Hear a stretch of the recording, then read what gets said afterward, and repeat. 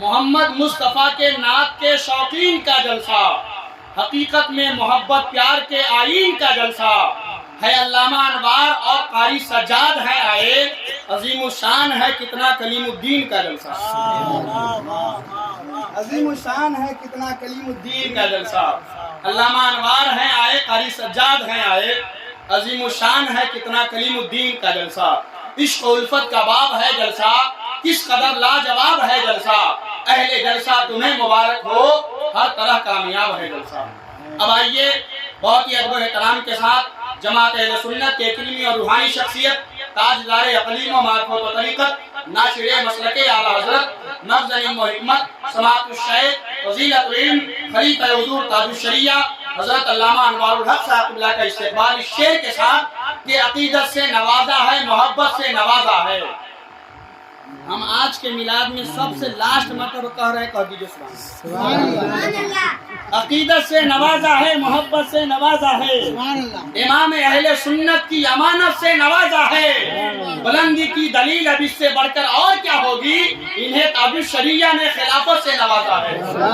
بلندی کی دلیل اب اس سے بڑھ کر اور کیا ہوگی، انہیں تاج الشریعہ نے خلافت سے نوازا ہے۔ استقبال کر لیں، نعرہ تکبیر، لیکن ہم بولیں گے نہیں لیکن آپ سمجھ جائیں، نعرہ تکبیر، نعرہ رسالت، مسلک اعلیٰ حضرت، علماء اہل سنت۔ سچ بات ہے کہ دل کا حجازی بنا دیا، اسلام کا مجاہد و غازی بنا دیا، 40 اشرفی کے بہانے سے غوث نے کتنے ہی ڈاکوؤں کو نمازی بنا دیا۔ اور یقین ہو کہ نہ ہو بات تو یقین کی ہے، ہمارے جسم کی مٹی اسی زمین کی ہے، میرے وطن کے سبھی لوگ بھائی بھائی ہیں، یہ دوریوں کی سیاست کسی کمین کی ہے۔ سامعین و ناظرین، عظمت والدین کانفرنس میں آپ سب لوگوں کی شرکت ہے۔ بلا کسی تمہید اور انتظار کے عظمت والدین کے شام سے ابھی تک آپ لوگ تقریر سنے ہیں۔ اس ماہ مقدس میں ہم لوگ بیٹھے ہیں، یہ مہینہ بڑا اہم ہے، اور یہ شاہد صاحب، عبدالرحیم صاحب، آپ لوگ یقین رکھیے کہ آپ لوگ جو بھی نیکیوں کا سوغات اپنی والدہ کو بھیجے ہیں، یہ بہت بڑا کام ہے۔ آئیے میں آپ کو مشکات شریف کی ایک حدیث پاک سنا رہا ہوں۔ سیدنا حضرت ابو ہریرہ رضی اللہ تعالیٰ عنہ سے اس حدیث کی روایت ہے، قیامت کے دن جب اللہ کا بندہ اللہ کی بارگاہ میں حاضر ہوگا، اللہ کی بارگاہ میں حاضر ہوگا، اللہ فرمائے گا، اے میرے بندے، یہ ساری نیکیاں تیری ہے اور تو اپنی نیکیوں کو لے لے۔ تو وہ بندہ اللہ سے عرض کرے گا، مولا دنیا میں ہم تو گناہ کیا، دنیا میں کوئی نیکی نہیں کی، اتنا ثواب اکٹھا نہیں کیا، آج میدان محشر میں اتنا زیادہ ثواب مل رہا ہے۔ اے رب کریم، ہم نے جو نیکی نہیں کی تھی وہ نیکی بھی قیامت کے میدان میں مجھ کو مل رہی ہے۔ تو اللہ فرمائے گا، میرے بندے جب تو انتقال کر گیا تو مانا کہ تو اتنی نیکی نہیں کیا تھا، لیکن تیرے گھر والے تیرے نام سے اتنا ثواب کا کام کر دیے، اتنی نیکیاں بھیج دیے کہ تیرے پیچھے والے تیرے گھر والوں کی بھیجی ہوئی نیکیاں آج میدان محشر میں تیرے لیے نیکیوں کا پہاڑ بن گئی ہے۔ سبحان اللہ۔ تو اس قدر عظیم نیکیاں مل رہی ہے، تو زندوں کی نیکی مردوں تک پہنچتی ہے، زندوں کی نیکی سے مردے بخشے جاتے ہیں۔ اب اس کو ثابت کرنے کے لیے وقت نہیں ہے کہ ثابت کیا جائے، البتہ جب کوئی بیٹا اپنی ماں کی روح کو ثواب بھیجتا ہے تو اللہ تبارک و تعالی اس ثواب کو قبول بھی فرماتا ہے، اور ماں سے محبت کرنے کا اس بندے کو بہترین صلہ عطا کرتا ہے۔ اب دیکھیے، اگر کوئی بیٹا اپنے ماں یا اپنے باپ کی روح کو ثواب پہنچائے تو یہ غلط نہیں ہے۔ حدیث پاک میں ہے، ایک صاحب نبی کی بارگاہ میں عرض کرتے ہیں، یا رسول اللہ صلی اللہ علیہ وسلم، میرے باپ پر حج فرض تھا، میرا باپ حج نہ کر سکا، یا رسول اللہ اگر ہم حج کریں گے تو میرے باپ کا حج ادا ہو جائے گا۔ علماء موجود ہیں، ایک بڑی پیاری بات ہے، اس نوجوان اس شخص نے عرض کیا یا رسول اللہ میرے باپ کا حج فرض تھا، ادا ہو جائے گا؟ سرکار فرماتے ہیں اے میرے صحابی سنو، اگر تیرے باپ پر کسی کا مالی قرض ہوتا، انتقال کرنے کے بعد اگر تو اس کے مالی قرض کو ادا کرتا تو کیا وہ روپیے کا قرض ادا ہوگا یا نہیں؟ اس درہم و دینار کا قرض ادا ہوگا یا نہیں؟ صحابی عرض کیے یا رسول اللہ بے شک میرے باپ پہ اگر کسی کا قرض ہو، مرنے کے بعد اگر ہم دیتے ہیں تو اس قرض کی ادائیگی ہو جاتی ہے۔ سرکار فرماتے ہیں ارے جب بندے کا قرض ادا ہو سکتا ہے تو اللہ کا قرض بھی ادا ہو جاتا ہے۔ جا اپنے ماں کے اپنے باپ کی جانب سے حج کر لے، اللہ تیرے باپ کے حج کو قبول فرما لے گا اور تجھے بھی اتنا ہی حج کا ثواب عطا کرے گا۔ تو میرے بھائی زندوں کی نیکی سے مردے بخش دیے جاتے ہیں۔ زندہ کوئی نیکی بھیجتا ہے وہ نیکیاں مردوں تک پہنچتی ہے، اس سے مردے کو فائدہ ہوتا ہے۔ اس سلسلے میں بے شمار حدیثیں موجود ہے، لیکن میرے بھائی ابھی تک شام سے ابھی تک آپ اس سلسلے میں تقریر سنے ہیں، میں ضروری بات کرنا چاہتا ہوں۔ وہ ضروری بات کیا ہے؟ آج ہمارے اور آپ کے سامنے دیکھ رہے ہیں، آج اللہ جتنے دنوں کو پیدا کیا، سارے دن مہینے میں جتنے دن ہیں، ہفتے میں جتنے دن ہیں، سارے دنوں کو اللہ نے ہی بنایا ہے۔ لیکن میرے بھائی ان دنوں میں اللہ نے جمعہ کے دن کو مومنوں کے لیے عید کا دن بنا دیا، گویا ان دنوں میں ایک دن کو افضل بنایا ہے۔ اسی طرح اللہ تعالیٰ تب سال بھر کی پوری راتوں کو اللہ نے ہی بنایا، لیکن اللہ تعالیٰ کسی رات کو کسی رات سے افضل بنا دیا ہے۔ آپ دیکھیے اس کائنات گیتی میں اللہ کم و بیش 1,24,000 یا 2,24,000 پیغمبران اسلام کو مبعوث فرمایا۔ رب قرآن میں فرماتا ہے تِلْکَ الرُّسُلُ فَضَّلْنَا بَعْضَهُمْ عَلَىٰ بَعْضٍ، اے میرے بندو سنو، ہم نے بعض رسول کو بعض رسول سے افضل بنایا، بعض نبی کو بعض نبی پر افضل بنایا۔ تو جب اللہ ایک نبی کو دوسرے نبی پر افضل بنایا ہے، ایک رسول کو دوسرے رسول پر افضل بنایا، بلا شک و شبہ اللہ ایک رات کو دوسری رات سے افضل بنایا ہے۔ تو میرے بھائی ہمارے سامنے جو 15ویں شعبان کی رات آ رہی ہے، یہ بڑی افضل رات ہے۔ بس یہی بات بیان کر کے میں تقریر ختم کر دوں گا، آپ لوگ گھبرائیں گے نہیں۔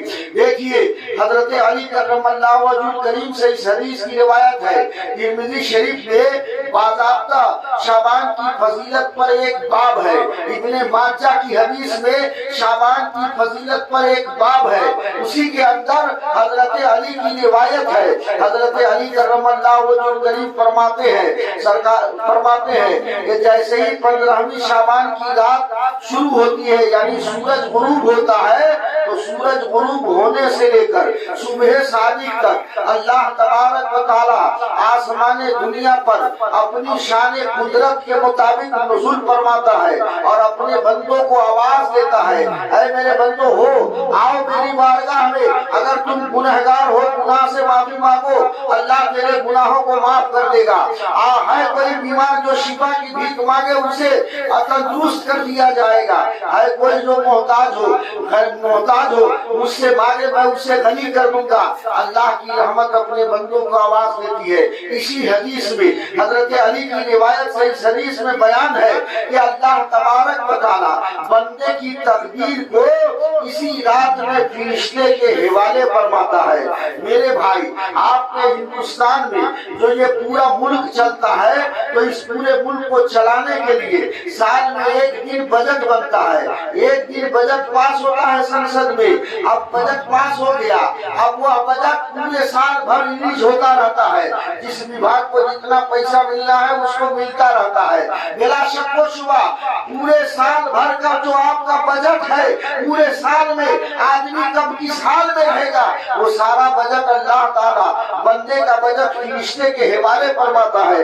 اے میرے بھائی تو گویا آپ کی تقدیر یعنی پورے پورے سال کی تقدیر فرشتے کے حوالے کی جا رہی ہے، تو آپ سے میری یہی گزارش ہے کہ آپ اس رات کو قیمتی سمجھیں اور اپنے رب کی عبادت میں رہیں، تاکہ آپ کی تقدیر جب فرشتے کے حوالے کی جائے، اگر تقدیر میں کوئی خرابی بھی ہو تو اللہ اس خرابی کو ہٹا کر کے آپ کی تقدیر کو اچھی تقدیر بنا کر فرشتے کے حوالے فرما دے۔ اب دیکھیے اللہ تبارک و تعالیٰ خود ہی ارشاد فرماتا ہے، آپ علماء موجود ہیں، اللہ فرماتا ہے کہ اے میرے بندو، تقدیر کا مالک میں ہوں، میں نے ہی تیری تقدیر لکھی ہے، اس لیے میرے بندے تقدیر کا مالک میں ہوں۔